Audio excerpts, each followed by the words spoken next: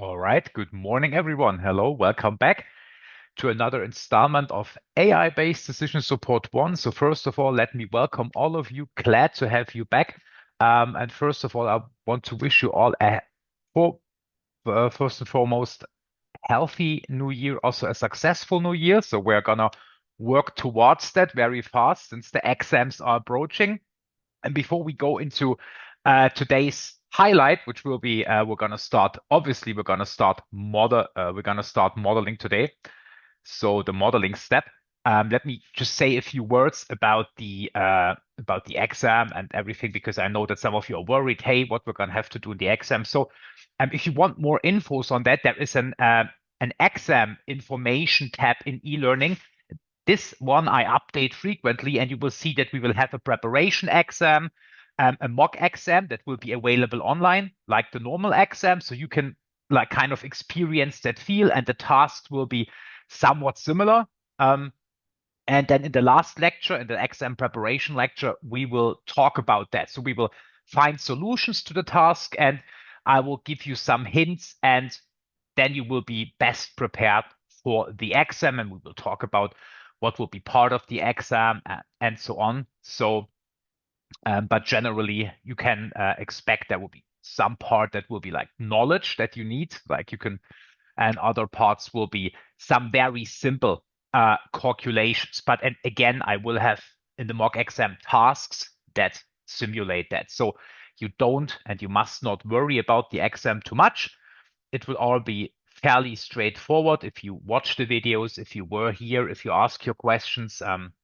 Which brings me to the last part. You will also be able to ask questions before the exam preparation. But all these information can be found under the exam information tab. So make sure to check that out, please. So as you know, we want you to succeed in that course. It's not like we're gonna prepare like a mean exam or something.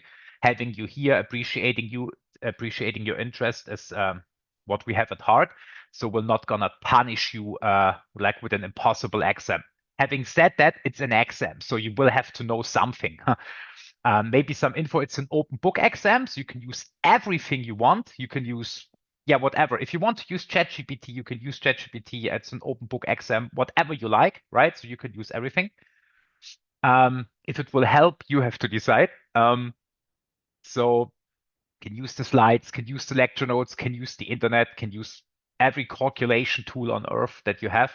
And of course, the exam will be catered that way. So it will be fairly, there will be not a lot of tasks, but the hour that you have time will be filled. So it's not like you have an abundance of free time in the exam, right? But on the other hand, you can use everything you want. So there will be some sort of balance there. So don't worry. So having said that, I want to move on because we've quite a long way to go and we've not that much time left on our hands. So we'll start with modeling. And now, since it has been a while since we've met, so I prepared this most foremost, this is a recap slide, but it also serves as an introduction to modeling. Because what we will do is after this, we will transition to lecture notes because it's easier. It's like a blackboard and it's prepared notes, but we will see about that later. So let's recap the whole thing. So what are the learning goals for today and the subsequent lecture? So this is not only for today. So it's not that we will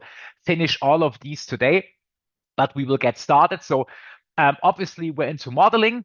And so we will learn how all the steps we've discussed. So this is what we do at the beginning, so we've discussed this for every step, how they are gonna help to serve the purpose that was defined in business understanding. So we're gonna try, as always, to tie it together so that you know why we've learned this. I think it's the most important thing to know. Hey, why have I learned this? Why do I need to draw some histogram?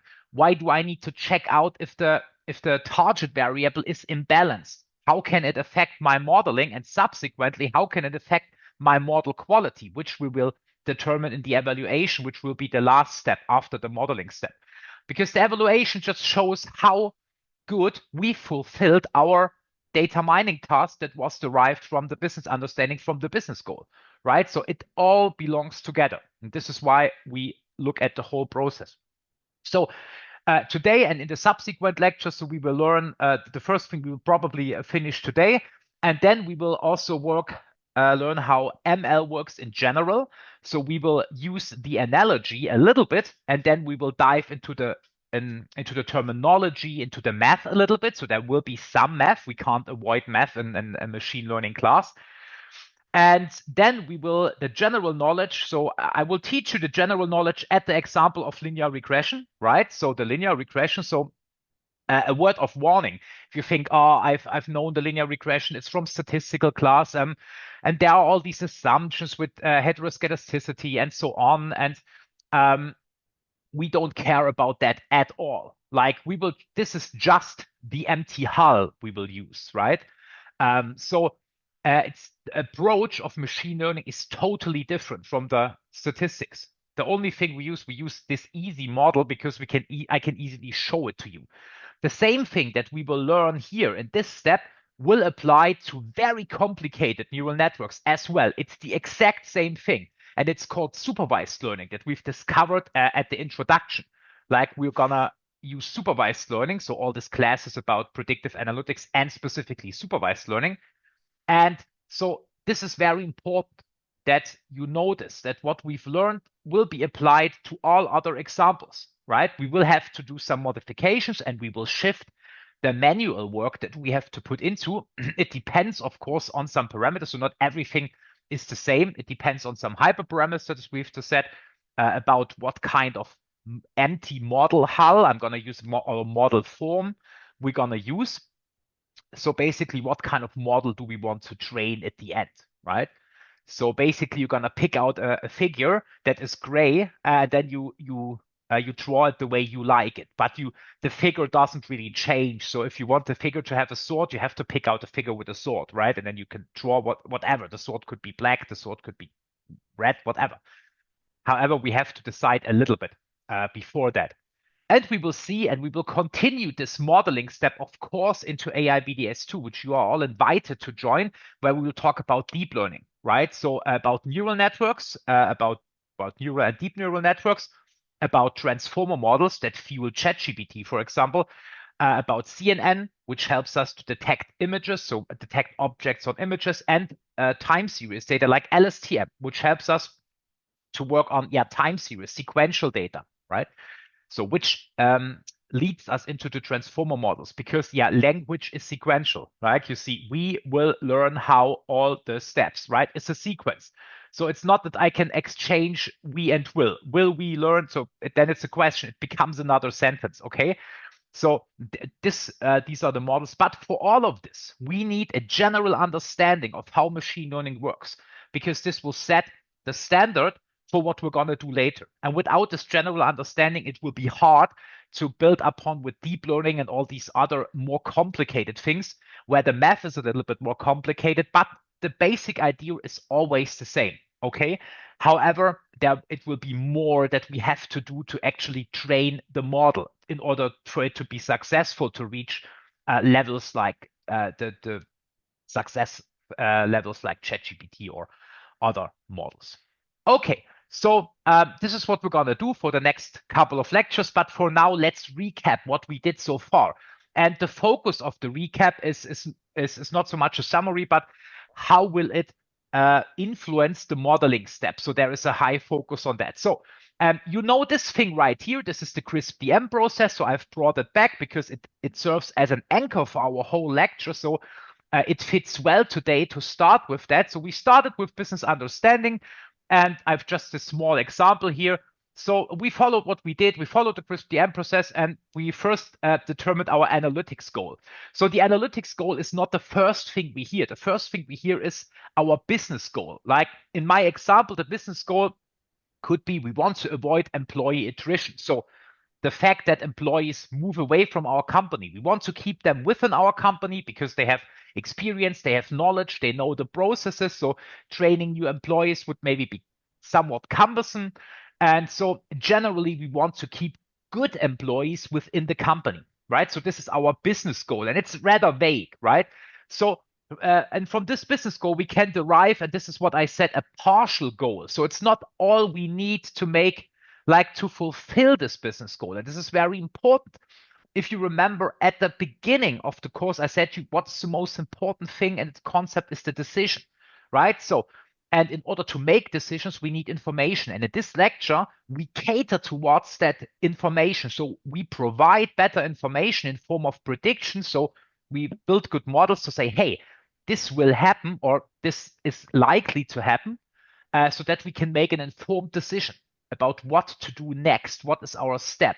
For example, what do we need to adjust, right, to keep employees? So first and foremost, one partial task is that we need to determine what uh, what kind of employees are leaving. So who is going to leave the company? So the partial goal is we need to predict whether an employee will leave or not. And we will see that this is a classification task because we know, hey, the employee either will leave or not. So it's a binary classification task. And hence we have our analytics goal, right? And now following that, what we're going to do next is we're going to search in all the databases, all the available data that we have, right? We need to look how can we predict this? So we're going to go to the HR department. We're going to look at their databases. Do they have any reports on the employees? Other employees, for example, ask how satisfied they are. Maybe we need to do that. Maybe we need to ask them how satisfied they are. So it's not always that we just look at data that we have. This is, of course, the first step in data understanding, as we discovered. However, the next step would be what kind of data would we need, right? So to empower the model. And this could also be done after the evaluation. So for example, we could say, hey, listen, the evaluation shows our model is really bad. So we might need more data. So as I said, and this is very important, as you see here, this is iterative. So we can go back from evaluation to modeling. We can go back from evaluation to every other step, right? And specifically these two steps, which are the next step after business understanding, data preparation, they are very interwoven. So they are connected deeply. So what we do is, so we look at the data, we look what kind of data can we use, right? And on the other hand, we're going to look at the data. How helpful can the data be? This is one part of data understanding. And the other part of data understanding, one of the main parts, is besides finding useful features, which we determine as X, we said, okay, the X matrix or the data, this is our data table basically without the target variable. So the target variable is Y. We usually know the target variable from our data mining goals. So this should be determined at the beginning, like employee attrition, leave, yes or no. So if we don't have such a variable, we need to somehow create it. So this is a standard thing that we need to do. However, another thing besides finding useful features is, of course, detecting some data quality issues, some scenarios, and we've done this in data preparation. However, to detect them, we use techniques of data understanding. So for example, here, you might see that the employee attrition example is not, I didn't get it out of thin air. So this is exactly the example that I added as a Python example in data understanding and data preparation, right? So you have these examples, you can use the data set is uploaded in e-learning, and this graphic is pulled out of that, right? So this is just a graphic that says, hey, did the employee left? Yes, no, and yes, right? So this is just a graphic, a bar chart with percentages, with frequency, count frequency of the target variable, right? So we detect this, we look at this. This is very important in the classification. And we see, for example, that this will drive our model more towards detecting the people that will not leave. So we could detect a case of what we called class imbalance, and we might have to apply some of the steps. So this is just an example. I won't go over everything. We've learned this. However, just to let you know what we did so far. Okay, so this is what we did so far. And now the question is, what do we do now? And for that, I'm going to bring back the beloved analogy. I'm very sorry. I will use this analogy a lot since it's very valuable, and I will use it even more in the next semester. However, this is the exact same slide that I had at the beginning. So, but I just added the crisp DM stages here a little bit. But other than that, it's the same slide, right? So we have also these things. So, and the idea was, hey, I want to teach the child to detect whether a car is a sports car or not. And you see the parallel to our example. Like here, we also want to say if an employee wants to leave or wants to stay, right? So this is the task. So this is our business. This is our business understanding. So teaching the child how to detect a sports car is the goal, right? The goal is we want something, a system that detects sports cars, right? Or can distinguish normal cars, all other cars from sports cars, okay? And so this is the task. And now what we're going to do is we need to prepare the data. And we said, hey, with data, we mean training data. So the data that the model is trained on later. So we need to provide, in all easiness, to say good data, right? So with good data, I mean data that has no problems, like data quality issues, like class imbalance, anything that could lead that the model will not be a good model. Now you remember the Enz-Combe quartet where we had the 4 regressions with the outliers. So all of these problems we need to solve before we can actually go to teaching, because we need a good basis for teaching, because this data will be our sole fuel on how good the model will be later on. No matter how good the teacher is, and today we will add another element to this because we need a teacher.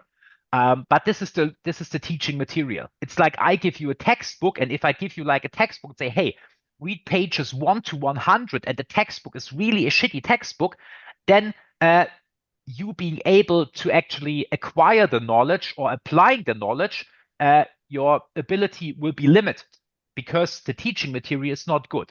And on the other hand, it's my responsibility. So I have also some saying in this. So it's a mixture. However, the thing we can basically adjust here in machine learning is the so-called the parking lot in the example. So the cars, right? So we said in the parking lot, we need enough sports cars. So we get enough variation. We also need enough variation of the other cars so that the child can look at a new car and say, hey, this is a sports car or not, and has some idea about it. So we need to take care that the parking lot has no issues, right? So that the training material is really good. And this is the aim of all the steps up to data preparation. All right. Okay, and then we gave them some names. So obviously the training data has the features. Then we have the training data also contains the target label, right? So this is a sports car. This is not a sports car. This employee will leave or will not leave. And when I say will or will not leave, it's not really true in this example, because what we actually only can have is like, you can see this here, it's called left. So we just have passed the data where we know the employee left or the employee did not leave. So obviously, in this case, it's a little bit imbalanced, but this is all we have. So we can look at the past and we can try to predict other employees that where we do not yet know whether they will leave or stay, right? Okay, so another thing here is, and this you can discuss for yourself, these people here, they might want to leave. It's not without a timing factor. So, okay, they stayed, but they might leave next year, right? So it can be that some of these people will become these people, right? So it's a little bit tricky, but this is, as I said, this is a snapshot training set that was recorded at some point in time where we said, okay, these employees, they did not leave. And these employees, they definitely, they did leave, okay? So, and this is what we have. And now we're gonna go into modeling, right? So we're gonna take all we know, and we're gonna take care of some things now. So as I said, it's the same thing. So same analogy, sports car. So basically, we're gonna care about the first step, which is called training. And the purpose, of course, is that the child can do inference. So we want to, in other words, using the employee attrition example, we want a system where someone can sit in front, look at it and say, oh, this employee will leave, right? So we want a system that predicts it. So looks at an employee, and which is the new car here, and says, hey, this employee will leave. Going back to the analogy, the child gets training examples, so multiple training examples, and the training examples are, as I said, they contain some variables, which are the features of the car in this example, like the color, the rims, whether it has such a thing here, the form of the car, any kind of feature, and this is X, right? Any kind of features X. And then Y is the label. So is it a sports car? Yes, no. So we have the features on the one hand side, all the features we have multiple features, and we have one label. This is the Y variable. This is the ground truth, right? So we say, hey, this is a sports car. Okay, so we have a lot of X variables and one Y variable. And we give a lot of these examples, like the example always belongs together. So we have a lot of features. So each line, each row is one car, like all the features of the cars are the columns. And then we have one Y column that says this is a sports car, yes, no. So it's either 1 or 0 or yes or no, whatever you want to call it. And these training examples are given to the child, right? So we take the child and say, hey, this is a sports car, this is not a sports car. And the child looks at the features, and we also, this is what we will not do today. However, there is a difference in how the child is trained, right? So how the child is trained. So what do we give to the child? Do we just say, look at the sports car without giving any information on what kind of features we want? So we could say, hey, look at the rims, look at this, look at this. So we basically say, concentrate on these features, right? What we can do, or we just say, look at the sports car, right? And this is basically the difference between shallow machine learning, where we kind of help a little bit with the so-called feature engineering, and deep learning, where we are able to just say, hey, look at the car.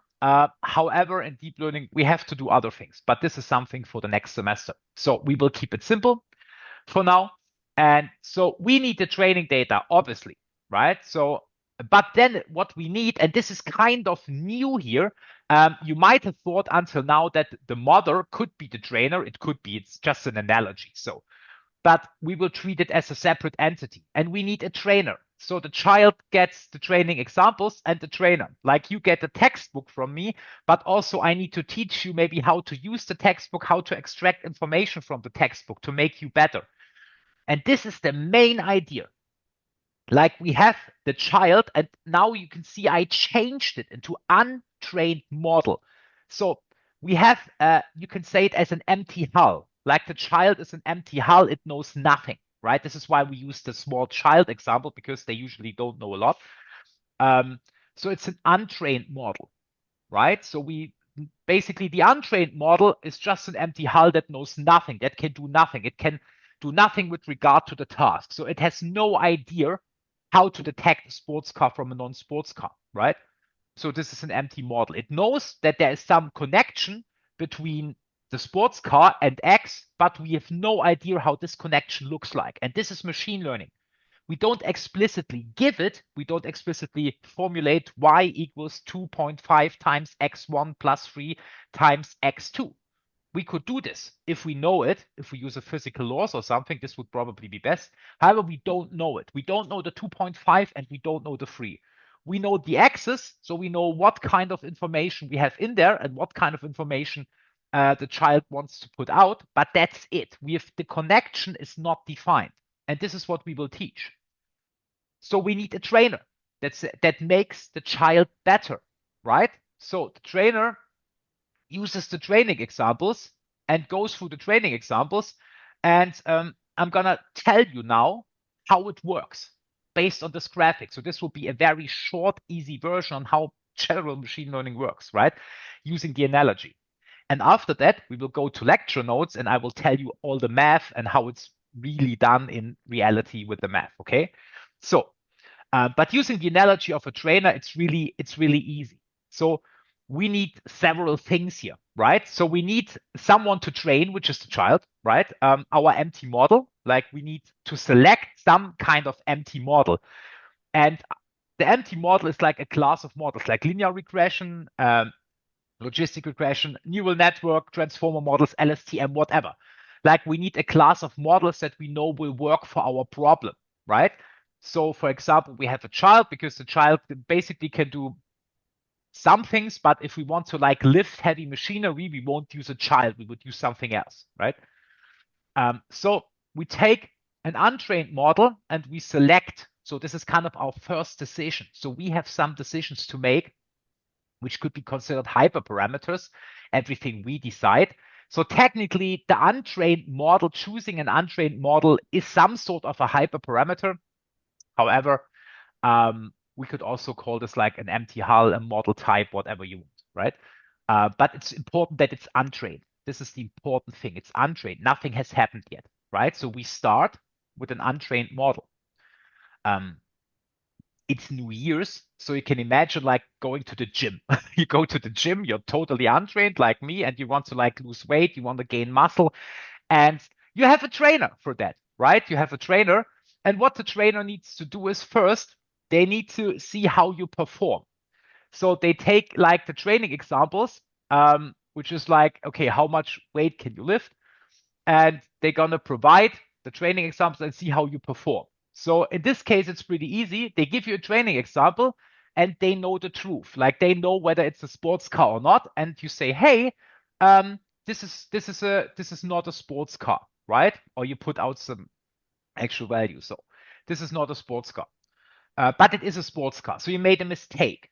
So the trainer has to say, hey, this is not correct. So the trainer changes how you react to this training example, right? So the trainer changes something, right? To make you better towards a goal.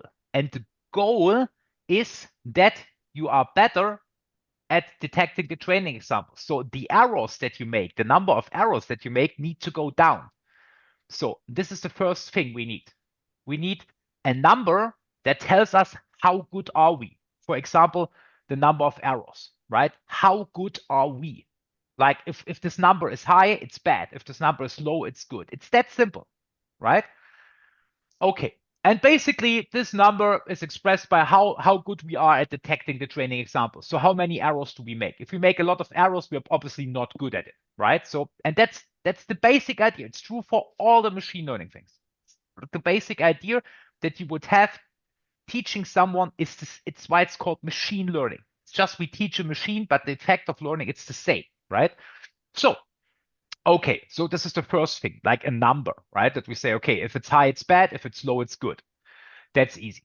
Like I will tell you how it's called later, but for now, let me just stick with the easy metaphor, the easy analogy. Okay, so this is the first thing we need. The second thing we need to trainer to give you a path that you can go down or up or whatever, where you say, okay, if you do that, you will get better, right? So we need a direction. And this is the second thing we need. We need a direction to say, if you do that, if you change, like if you look, if you, for example, an example would be, hey, look more if the car has something like that, like a spoiler, like pay more attention to that, right? If you pay more attention to that, if it has a spoiler or not, you can more easily detect sports cars, right? Or look at the size of pay more attention to the size of the rims instead of the color of the car, because the color of the car, yeah, it's not really, it could be something, but pay less attention to the color and pay more attention to the rim size, right? So you see, we changed something. The trainer says, like in a fitness, in a gym, the trainer would say, hey, don't do it that way, do it maybe that way or something like this, or do it slower, right? Do it slower. The trainer will give you instructions. It will say, hey, start with that way, do that. And so it's the same thing here. So, and then the trainer will weigh you, will make some exercises with you and say, okay, you have improved. But we need to improve further because the number is still too high, right? And these are the two things we need. A number that indicates how good is the child at what it's supposed to do, which is the task it's supposed to do, detecting sports cars. And the second thing we need is a direction to improve, like instructions, how can we improve, right? And that's it. Now we can close, everything is done. You know how machine learning works, at least in theory, right? And we're gonna obviously put this into practice. We're obviously gonna talk about this, but this is the idea. Like we have training examples, we have a trainer, and we use the training examples to determine where the child stands and also to determine how we can, what we need to make better. Why is this so important? Why do we need multiple training examples? Because as we discussed, every training example is somewhat different. So for example, here we have an example where, oh, it's really great to pay attention to the spoiler if the car has a spoiler, right? But it could be a sports car doesn't always have a spoiler. So if a car comes without a spoiler, we don't want the child to be stupid and say, oh, if it doesn't have a spoiler, it's not a sports car. There are way other factors. So we need other variations of sports cars. So basically, the child needs to see a lot of these combinations to see which kind of combinations could lead to a sports car, right? And with every example, the trainer will say something like, in this example, pay attention to that. In this example, you should pay more attention to that, right? And so on. And so slowly the child will get an understanding what's important. Like, and this is the basic, because you have like a limited amount of features. And in the end, the child just says, hey, which features are how important after seeing all of the training examples, because we can only put one weight to a feature. So in reality, the child could maybe see a car and say, oh, I put more attention to that. So, but this is the idea, saying, hey, if it has a spoiler, and we have great attention to that. However, if we put too much attention to that, like if we put a weight that is too high on the spoiler, then every car that doesn't have a spoiler will automatically maybe be classified as a non-sports car. So we have to limit that weight. It will be a high weight, but we cannot overstate it because there are other things. So we have to find a balance of how important the features are. And this is the way the trainer does. The trainer says with every example, hey, look at this, look at this, look at this. And with every example, we're going to change basically how important these features are in regard to why. And now we've went a big step forward, right? And this is the training. Now, obviously, this one is called inference. So after all this, we have a system, right? So the system is finished. We have a computer with the program. And in our analogy, the child is now the trained model that we can put in action, where we use deployment. This is what we can deploy now, right? Here, deployment. And so this is the deployed model now, where we can do inference on a new car that the child has never seen before. And we hope, right, because these are things that come into the future, that the child will do, that the trained model, the now trained model, will predict it correctly. Okay. So to summarize this, we have a training data set. So going back into our machine learning lingo, we have a training data set that satisfies our data quality condition after data preparation. So we've done that, check. So our next step is to train an ML model. And I have a short recap to what is a model, because I'm talking what is a model, and you've learned this 100 times, probably if you're an OBA student, even more. However, I just want to say, like, the formal thing that people tell you is abstraction from reality, formal abstraction from reality. What we actually mean when we do that is that it's usually a simplification, or always. Why? Because we can never ever capture everything that leads to something. So in the employee attrition, we will never know all the reasons that drove a single employee to leave the company. So we cannot capture them all in the data.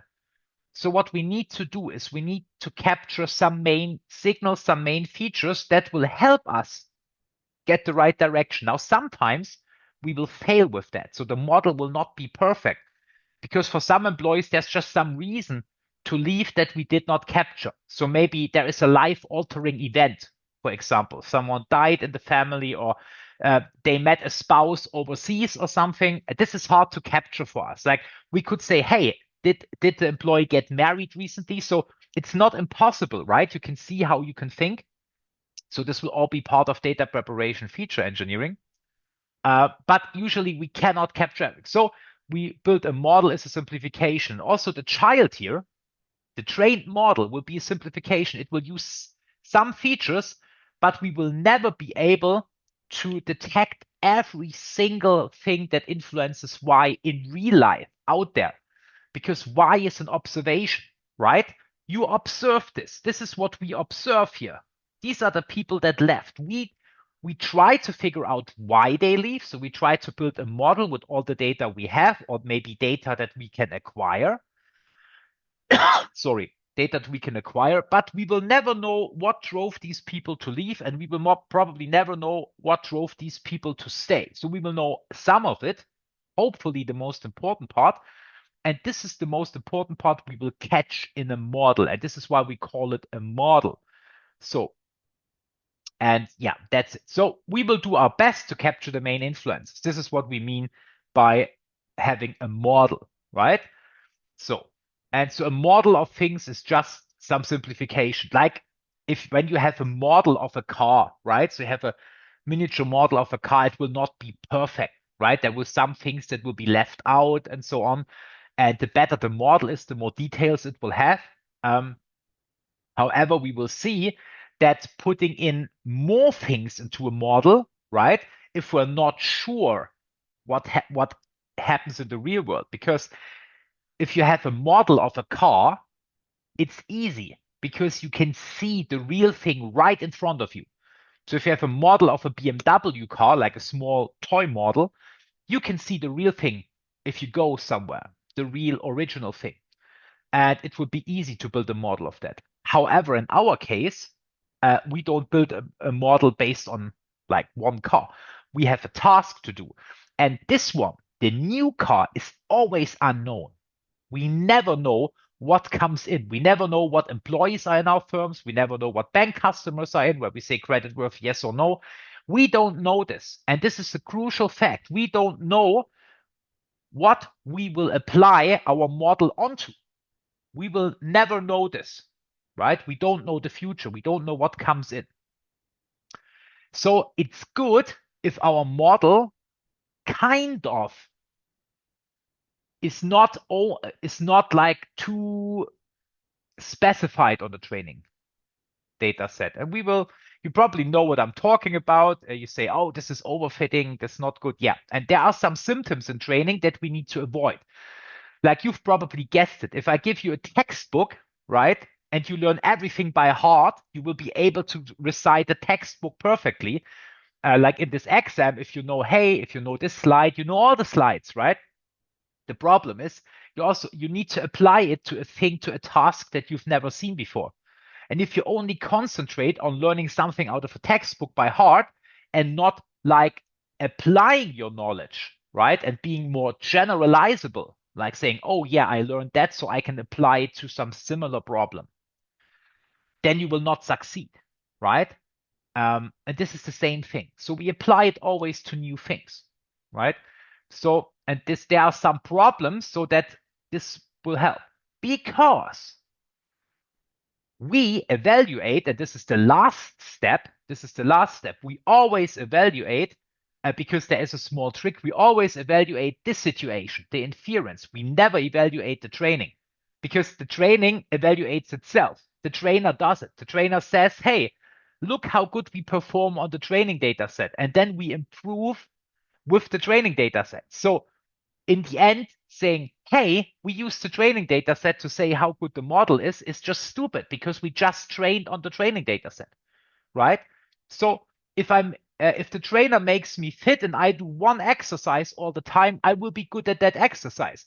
But I want to run maybe a marathon, or I want to run, so he will let me run, but there are different marathons. So I will run another marathon. There is rain on that day, so I need to be able to battle that. I need to be able to go through that to the new situation. So we will evaluate it and try to simulate a new situation, right? So and there are some problems that can occur here if our trainer is somewhat too focused. Okay, but we will talk about this later. Is this related to the issue of explainability black box problem mentioned in the first chapter? No. So the issues that I'm talking about here are the issues that can occur no matter if the model is a black box model, like an ANN is a black box model.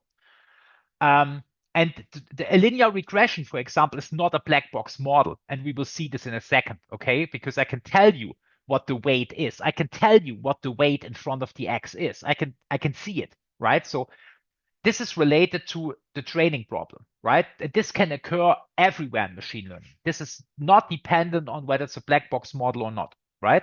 So, but we will talk about the black box model problems and so on later. So very important. And now from here, we're gonna swap to lecture notes because it's simply not feasible to do this in the form of slides. We have a lot of notations. And so let me show you the lecture notes. All right. So just zoom in a little bit so you see it better. Bop, bop, bop. So these are the lecture notes, right? And you have these lecture notes as a download in your folder, and they have an underscore empty because you will get the empty notes. That is, so I've prepared something, of course, right? So some things like this, and you will see sometimes some red thingies here, but you can ignore them. So there is some scribbling here. This is because this is not mine scribbling, because this is based on the fantastic Andro-NG machine learning course on Coursera. So credit where credit is due, as I said. So I will continue to use my own analogies and stuff like this, but these lecture notes are based on this course. So credit where credit is due.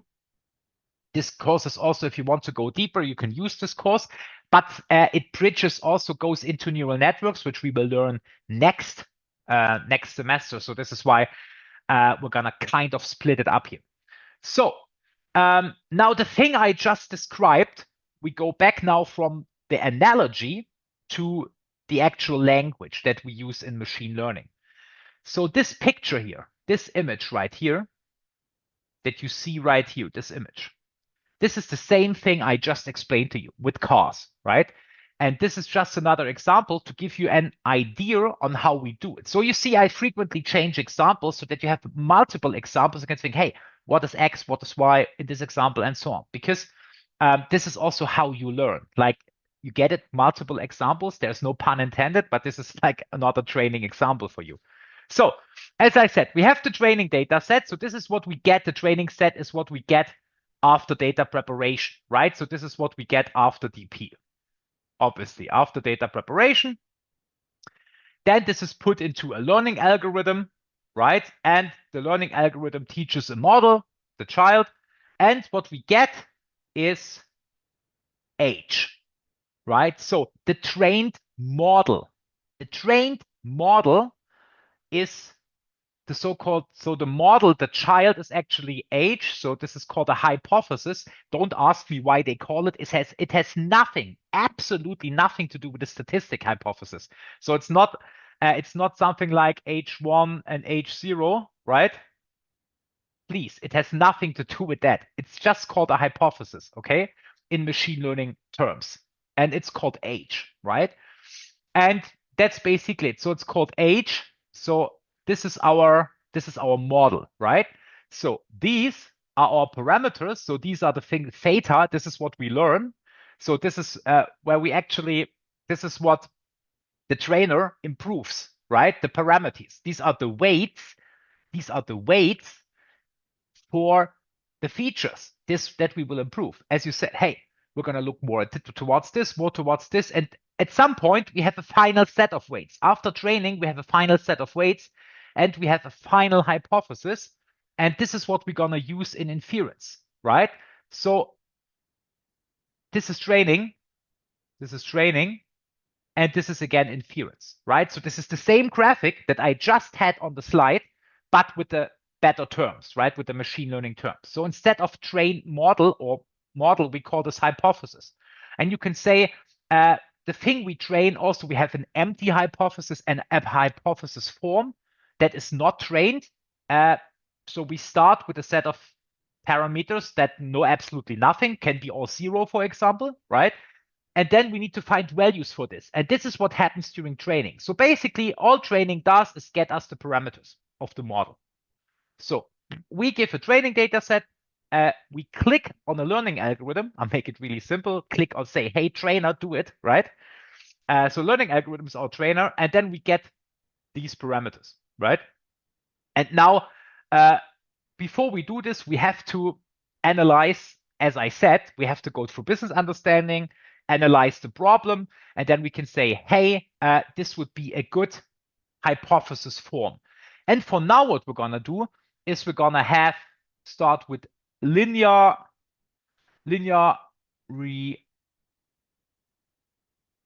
regression form where the hypothesis looks like this, right? So everything that comes after here is determined by the form I choose, and the form I choose is determined by the business understanding. So do I have a regression problem or do I have a classification problem first and foremost, right? And then I can choose the form. So I could also choose, instead of a linear regression form, I could choose way other things. So in this case, in my example, you can see this here, we have a regression problem. So we start with a regression problem, and then I know I can choose from a lot of forms, right? I can choose from a lot of forms, and I choose the most simple form just for teaching you. I could choose here support vector regression, right? I could choose regression trees. I could choose XGBoost. I could choose whatever I want here, right? It will be the same. The approach will be totally the same. The only thing that changes is the thing that comes after this equality sign, right? So how does it work? So, and we know, okay, we have a constant here, right? Blah, blah, blah. And then we have as many of these parameters as we have variables in our data set, right? X variables. So here we have one X variable and we have one Y variable. So it's very easy. We only have one feature, right? So call this, I can call this theta 1 times x1. So this is x1, and that's it. That's it. This is what we have. This is the training data set, right? This is the training data set, right? Obviously, it says so. This is the training data set with the training example. So each row is one training example. It gives the X and it tells you, hey, this is the Y. So this is the feature of the sports car, and this is sports car, yes or no. But in this case, it's a regression. So quick reminder, what's the difference between a regression and a classification? A regression is when the output, our Y variable that we want to output, is a number, right? Is somewhat of a number. And basically we want to say, hey, we want to detect a number, want to get a number 120, 22. And so this is a regression. And if we get like a classification, a class, we have multiple buckets where we want to classify it. So this is basically in classification, we have like a class that we want to predict. So don't get confused. This can also be a number, like it could be 1, 2, 3. However, this is then like usually nominal or ordinal level, whereas this is numeric level, right? So usually this goes together. The main thing is in the classification, we want to identify, say, hey, this is that, and here we want to predict a number, like a price. We want a real number, okay? So, and we start with regression. So this is obviously regression. Why? Because, yeah, this is a number. A price is obviously a number, okay? And another thing, linear regression is one model class to do. Don't get bothered by the regression thing. We also have later on in the other lectures, we will have logistic regression, which actually is a classification hypothesis form. So don't get bothered by this, but I will tell you once again where they are. Okay, so we have a training data set, and we assume that we went through all the process. We have business understanding. The business understanding says, hey, you are now working in real estate. You're a real estate agent, and your job is to sell houses, right? Okay, this is our job. So this is our business understanding. And our job is to set a price. So when a new customer comes in, a new family comes in and says to you, hey, I want to sell my house, it's your job to sell that house. And what can we do in terms of using data for that? Well, we are real estate agents. We have a database of houses that are sold, right? So we go into data understanding, look through our database and see, hey, we have these houses. We have all this information about these houses, for example, size in feet, in square feet. And we, of course, have the price that the house sold for, obviously, because we made the contracts, we know these values. So we have this data, right? Then we assume that the data is fine. Let's say we don't need to bother a lot with data preparation. So this is our training data set. And the goal is that if a new family or customer comes in and says, hey, I want to sell my house, obviously this house is not in your database. It could be like if the house is sold again, doesn't matter because it will have a different price maybe. So, and then you ask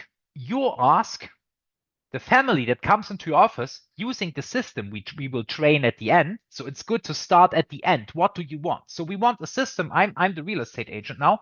I'm sitting here and saying, hey, what can my system do? And the system can do exactly that. You give this size in square feet, like you ask the family, hey, the house you want to sell, what's the size in square feet? Put in size in square feet, maybe 760 square feet, right?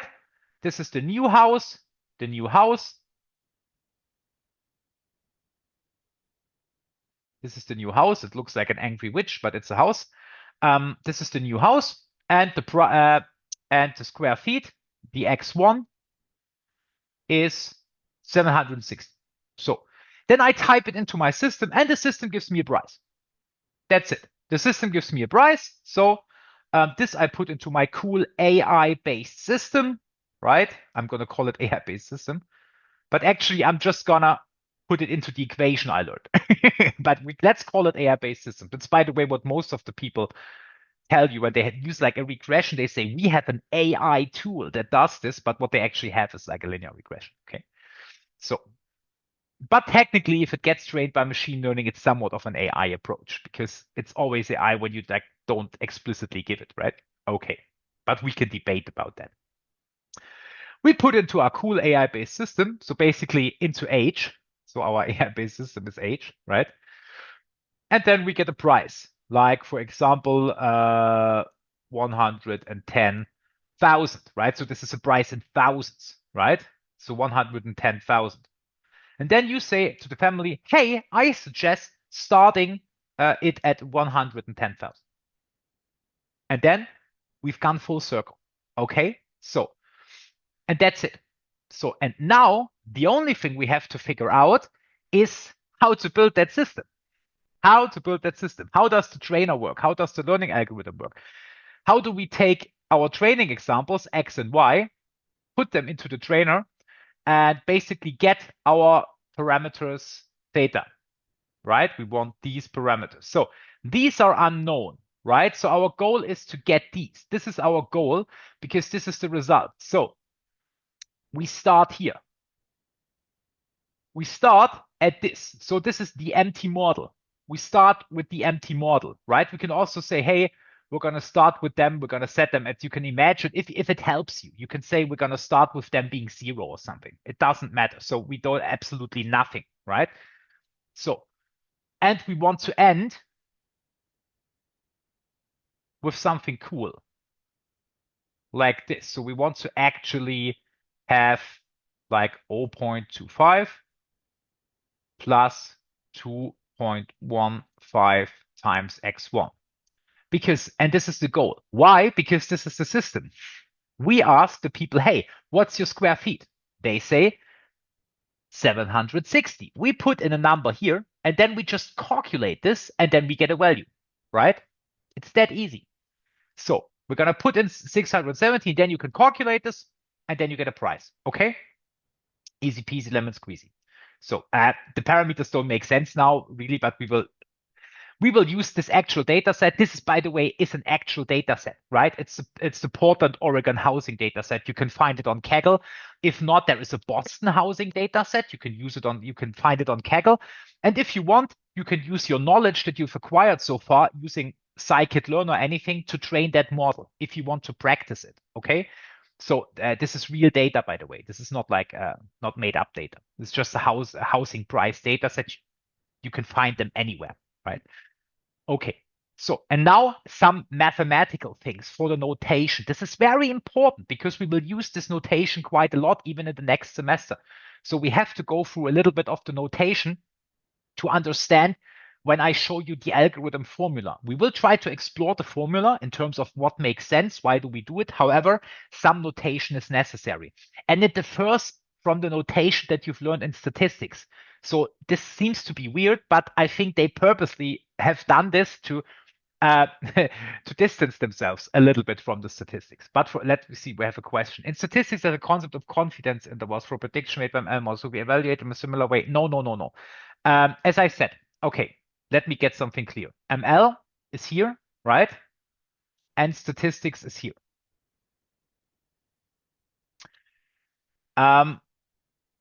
This is not the same. Like in machine learning, the thing we care about is that we make good predictions, that this value that comes out here is very good. Like we don't care about confidence intervals or anything. We just care that this value is a good one, right? More about this, I can refer you to the evaluation, right? Evaluation section of our lecture, okay? So it's very important. So forget anything that you've learned in statistics, please. Okay, empty your minds. I want you to think of ML as a whole different approach. Like forget about assumptions, statistics, whatever. Right? Just start new in your head. It's very important. Right? So it's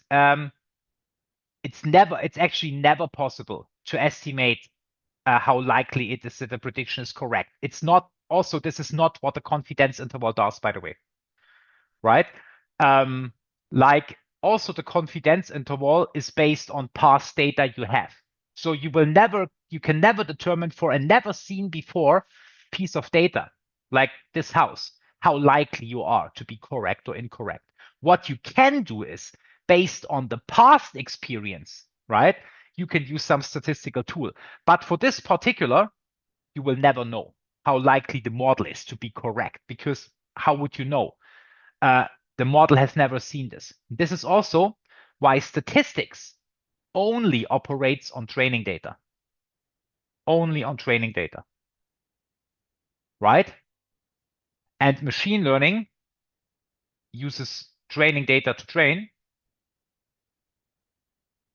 but uses test data. And this is what we will speak about in evaluation, to evaluate, right? They use training data to not train, but to estimate parameters. And they also use training data to evaluate. We use training data to train, to get this, and we use test data to evaluate.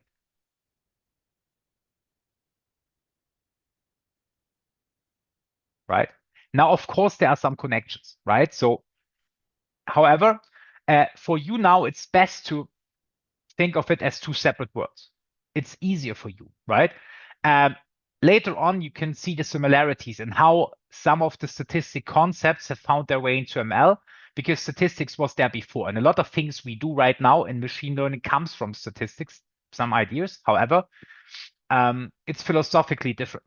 Our goal is a different goal. Here in statistics, we want to see if one parameter is significant, right? So we have this confidence interval, right?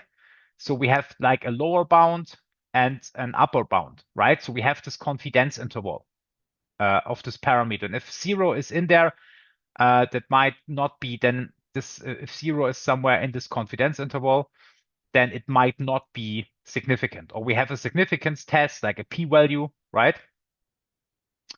Where we say this is like theta 1. So this is like our parameter here, size in square feet.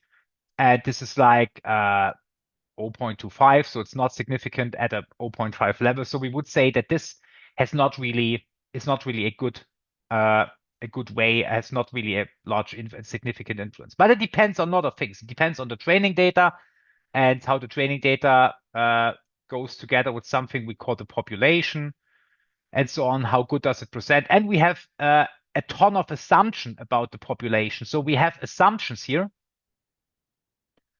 about the population and assumptions about the sample. And we just assume these things. And we don't know if this is true. Here, we don't care about it. We don't care about assumptions, right? We take care that our training data set is good for the purpose of predicting. And this is why we do data preparation, right? So we just get a training data set that is as good as it gets. Okay. So just to make sure. But let's continue with the notation, okay? So, and you can see that they even want to distance themselves from statistics by changing the notation. So M is the number of training examples. So how many of these rows do I have, right? So the last row, so if I have an ID column here, right? So this is ID1, this is ID2, this is ID3, and the last one is IDN. So this is just the number of training examples. So the number of rows in your data set is M. The row in the data set usually in statistics is N, right? N, not M. So funny enough, the number of features X, right? So this is like something that is not here, because we only have one feature here. The number of features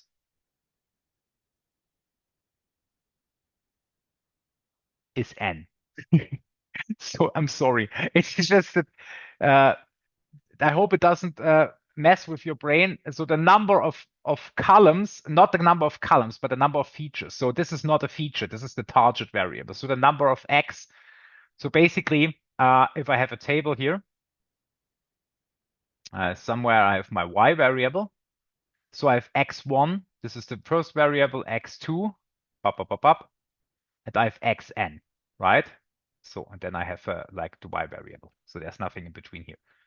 So I have n number of variables, okay? And I have m, this is ID, I have m number of rows. So I have m rows and n. So that means that x is input variable, y is the output variable. And what we do is, if we want to denote like one particular training example, right? So the features, it's in superscript. So x1 is this one, right? This is x1, x1. So this is not to the power of 1. This means this is the x1 value. So this is pretty cool. So now if we have multiple variables, right? If we have a second variable, this is x11, right? If we have, so this here is x11. So this is x21, right?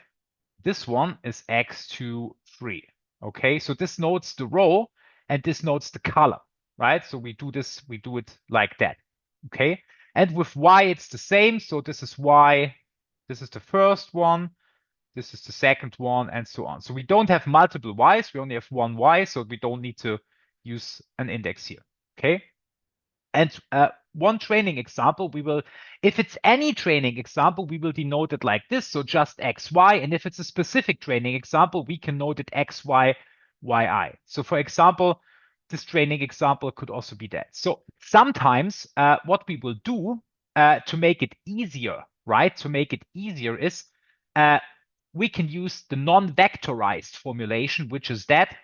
So for example, if I have a training example here, like I could say, okay, we have one training example, like training example 1 would be x11, small x, sorry, x11. Then we have x21 and so on until we go xn1 and we have y1. Right? So this is the first training example. We take every variable we have. So basically, this is the first row, right? This is training example 1.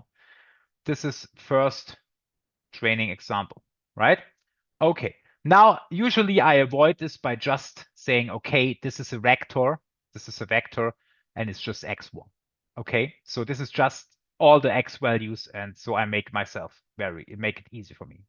So you can say, okay, this is like x1, this is a matrix. So you can write it like a large form because this is a matrix, right? Or at least a vector. This is a row vector, right? So this could be a vector and so on, right? So yeah, so just so you know, right? So usually we don't write it like that. We write it like, okay, we say everything that belongs to X here, everything belongs to X is just called X1. So this is every feature, but for the first row. Okay. So just so you know. But I will, if it comes to this, I will steer you in the direction, say, hey, now this is the vector and so on. Okay, so what do we want? So how do we come up with H? Before we say how do we come up with, so H is our hypothesis, this is our AI-based system, this is our goal. The trained model, the trained child, this is H, right? So the hypothesis. So this is basically the trained child. Okay, so the trained model. So now, of course, we choose this easy thing so we can plot it, right? So the idea is just to come up with a good model. So what we want is we want the right answer for each example in the data. So basically, how in statistics this is motivated, they will say, okay, we have several lines. We have, for example, this line, like call this model 1, like call this H of X. And this is like the first model, like H, the first model. This is the second model, right? I'm just giving more models, and then we have models like this maybe. This is the third model, right? So, okay. So, and obviously we might want to prefer the green model instead of these. They don't just look right because they don't they don't fit the data, right?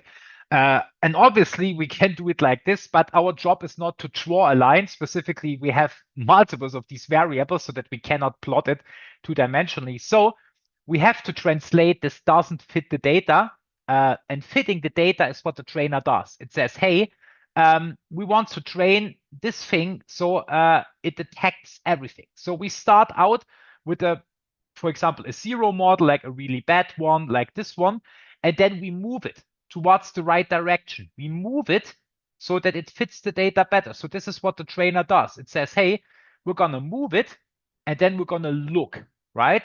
So we're going to move it to this model, right? And this model is better, right? This model is better than that model, right? So we have trained it a little bit better, right? So let's say this is H4. So we're going to start with H4. This is maybe our starting model, and then we need to go a little bit better. And the trainer says, hey, I'm going to push you in this direction, right?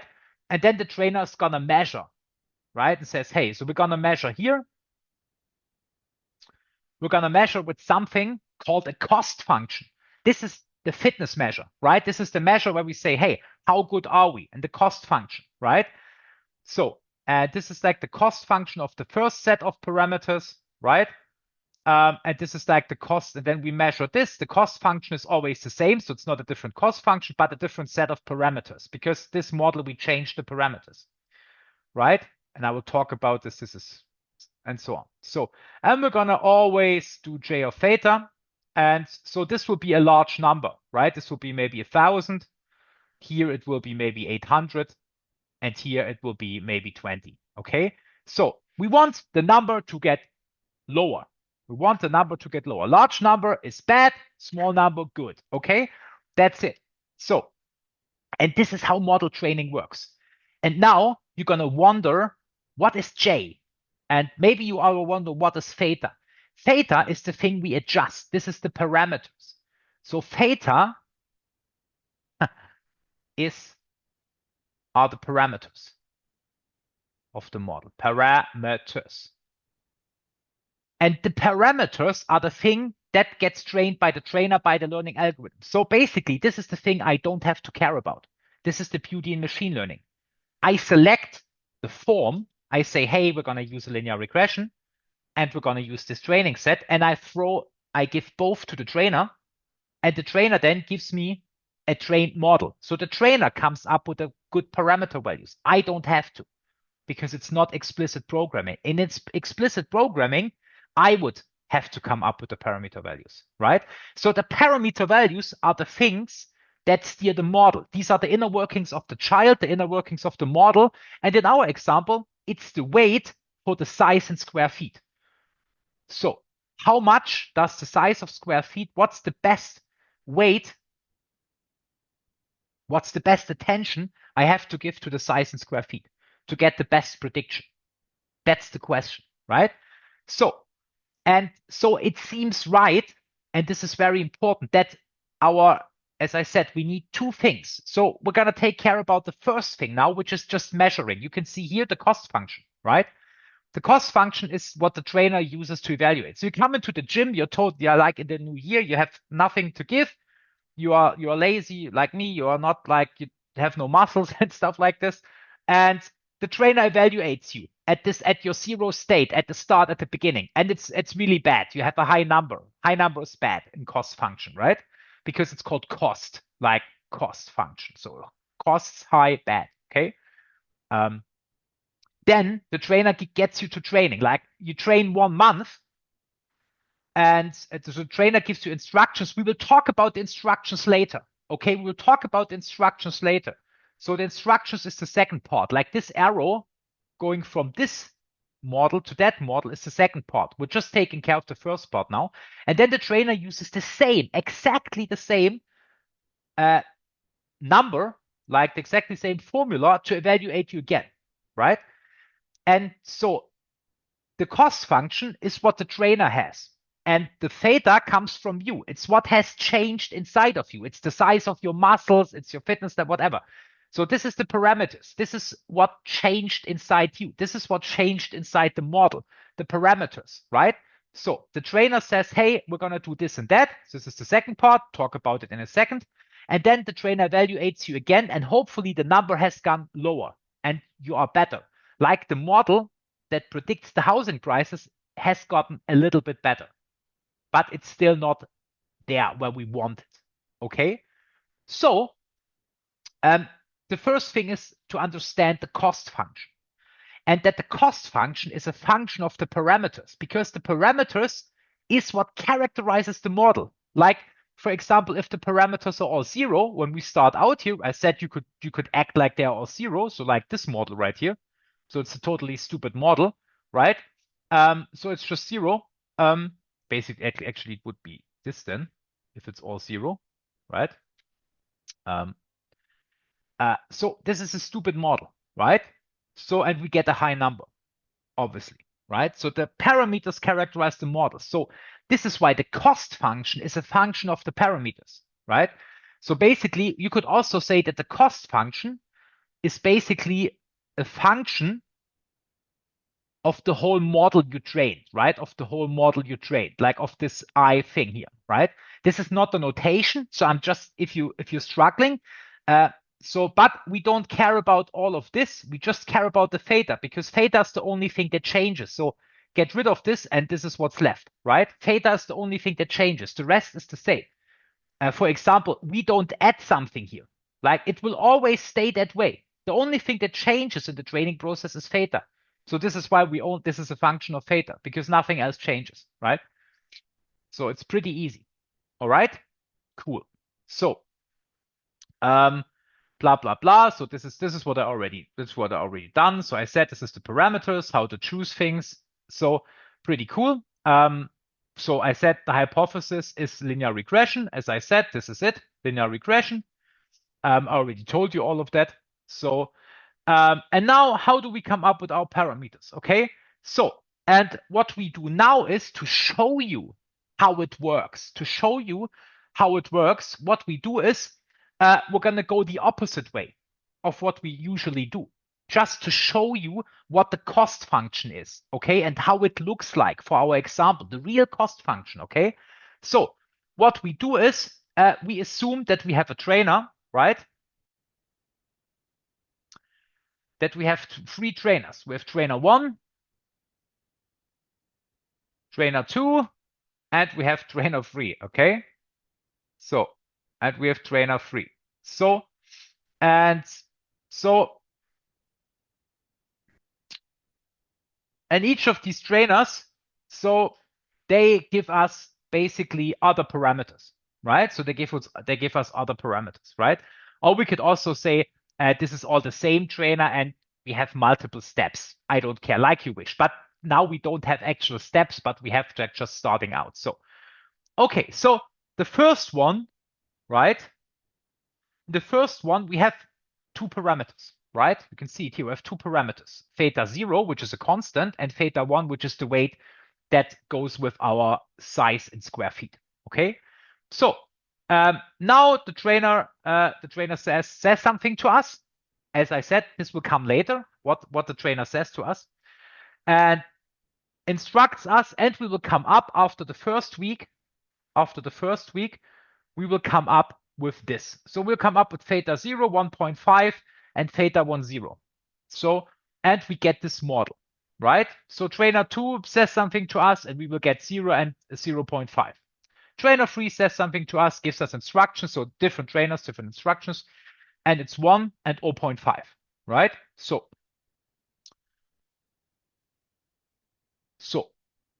pretty cool. Okay, now, cost function.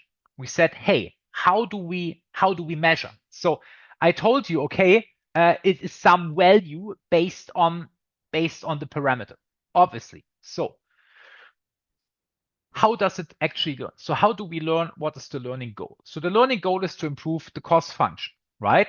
So, and now this is a lot of squabbling, a lot of things, and there's an actual cost function. Now, what does the cost function do in machine learning and supervised learning in general? And it's pretty straightforward. So forget all the formulas for a while. So you know this formula, blah, blah, blah. But what does a cost function do? What does a cost function do? Like, what is best? What is the best that can happen, right? So whenever you have functions that evaluate something, like what's the best model? Like the best model is the model, the test that goes through like all the points, like something this would be like if I have these points here, like this would be the best model, right? So, and these parameter combinations should yield us a cost of 0. So this is the best that can happen, right? So this is the best that can happen, okay? So what we do is, and this is how we train, because what do we have? We have a training example to train. We don't only have a trainer, but we have training examples to train. So we have a training example, right? So we put into the cost function, and what we basically do is we compare our model that we have trained in some state. This could be like the 0, the stupid model, whatever. So for example, we can use this model, this, whatever, right? So as you said, it's always the same J. So we start and we compare the output of our model, compare the output of our model on the training example I, right? So this is the output of the model with these parameters. This is very important. So with this parameter, and we will see it for these examples. We see it for this parameter set, for this parameter set, and for this parameter set in a second, right? So we compare what the model spits out, and we compare this to the ground truth, to the thing we know. Because it's a training data. We know why. We know why. We know 2104. We put this into our model and it gives us some number, right? And we compare this to our truth, to the true value, right? And cost functions are always like that. They compare what our trained model spits out to the thing that actually it should spit out. This is always true. Some combination, they might look different around this looks different, but it's always a difference between what should it be and what is it. It's always that, right? It's always this comparison. Why? Because we want J0 is great. J0 is great. Now, if we always make the perfect prediction, then this is 0. So no matter what I build around, square root, whatever, it's 0, costs are 0, bam. Okay? All right. So, sorry. It's like, okay, h of x. So this is h of x, right? We compare it to that. And what we do is we square it, right? Why do we square it? Yeah, the same reason why we square it in variance. Like this could be positive or negative. It depends. So we don't want it to equal each other out because a difference is a difference. Like we want this difference to be small. It doesn't matter if it's negative or positive, it needs to be small. Now, if one difference is minus 20, which is large, and the other difference is plus 20, which is large, they equal each other out, we come to 0, but actually the model is shit, right? So this is why we square it. And we sum this up. So this is the error for one training example. And we just gonna add this up for all our training examples. Like, and we're gonna, if our trained model is really, really good and it predicts each training example perfectly, then this will be 0. And we want this to be as close to 0 as possible. Okay. But the core thing is that comparison. Every cost function for whatever we will do has this comparison at its core, right? So here, look at this. We want for this, what we're going to do, I'm going to show you. Okay. So let's say we have the stupid model. Okay. Let's say we have the stupid model. Okay. And let's try it for the stupid model. So the stupid model has, let's say it has everything. It has this thing at the 0, maybe at 1, right? And it has this one at 0. So it's stupid. It has no, like it doesn't care about it, right? So let's say this is one parameter set. So this is the stupid model parameter set. I'm going to call it stupid. This is the model we start with, stupid model, right? Stupid model. So this is us at New Year's coming into the gym. Okay. So with this parameter set. So, and then we're going to look, we're going to take the first training example, right? The ith training example, the first training example, I equals 1, 2104. So we're going to write this equation down, right? We're going to write, because we have everything, like we're going to write this equation down. So it's from, I'm going to write this from parameter set 0, right? And we're going to write this down. So it's 1 plus 0 times 200, 2104, because this is the value for the first training example, right? So, and we get this value, and the value is 1, right? So this is the value we get applying our stupid model. And now we compare this to our actual value of y1, right? So this is the function of x1, right? And then we compare it and we square up and it's 460, right? And it's 460. So, and now what we're going to calculate is we're going to calculate the cost of this training example, the cost of this training example, which is part of this, right? And we're going to use this, right? So we're going to calculate. So this is what our model spit out, right? So this is 1 minus y1 minus 460. And you see we have minus 559. And this is squared. So stupid model applied to the first training example, to x1, right? So, and y1. And now we're going to do the same. We're going to do the same with x2. We're going to apply x2 to here and with y2. And we're going to add this to that. And then we get the cost. We get the cost of this parameter set. And it will be bad, very bad. Obviously, we already have a huge number here, right? So, and this is the cost function. And now let's have a look at our free trainers, right? For these examples. So actually, we do the same now that I just did, right? But we're going to do it for these examples here. So let's have a look. Okay, let's look at an easy example and plot the cost function, blah, blah, blah. So let's have a look. So, okay, now in the easy example, what we're going to do is I'm going to make it even more easier, right? I'm going to make it even more easier. And we're going to say theta 0 is 0, right? So theta 0 is always 0. So make it even more. So the model always goes through this, right? So make it even more easier for us, because then we can plot the cost function because it just depends on one value. Okay, so what we see here on the left-hand side, we see the model, right? So we see the model with this kind of parameter set. So with trainer 1, trainer 2, and trainer 3. So we're going to start with green. So, and green says theta 1 equals 1, right? So we're going to start with this. We're going to start with this set, theta 1 equals 1. Okay, so we're going to start with this.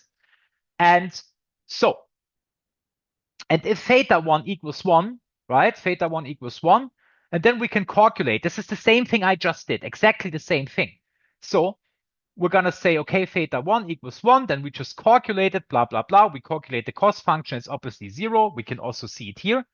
And so on the left-hand side, we see y on the y-axis and x. So this is actually the function. And now we're going to go to the cost function. And remember, the cost function is a function of the parameters. So we have different parameter values, and it maps the cost. So what we need is we need theta 1. Theta 1 is obviously 1. So we're going to go here. And then we're going to need the cost. And the cost is calculated by the cost function formula by comparing how good the model is applied onto the training data set. This is the training data set. By the way, these three red X's, right? This is like my set. And we're going to do this, right? So we're going to have we have 1, 2, 3 of these, right? So we're going to calculate. And what we're going to calculate is we're going to calculate the value of the function, which is 1 minus y. So it's 1 minus 1. So this is actually, if I want to have a step here, this is actually, this stays, right? This is actually 1 minus 1 plus 2 minus 2 plus 3 minus 3, right?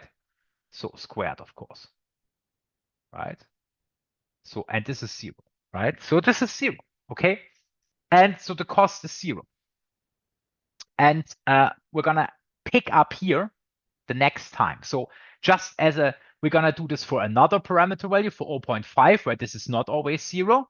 So we'll have another cost, like we have a cost of 0.58 for this parameter, right? And we're going to have a cost of, we have another cost here of, let me see, it's a cost here of 2.3, right? So we have another cost here of when theta 1 is 0.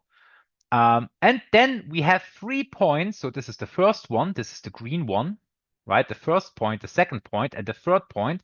And this is the cost function. So we can see, obviously, it's a quadratic cost function. Well, duh, it is a quadratic because we have squares in here. And this is the cost function, right? And this cost function will help us next time to do the second step, which is what to instructions the fitness trainer gives. So the cost function, we know what the cost function is. It evaluates how good our model is with a set of parameters. So nice.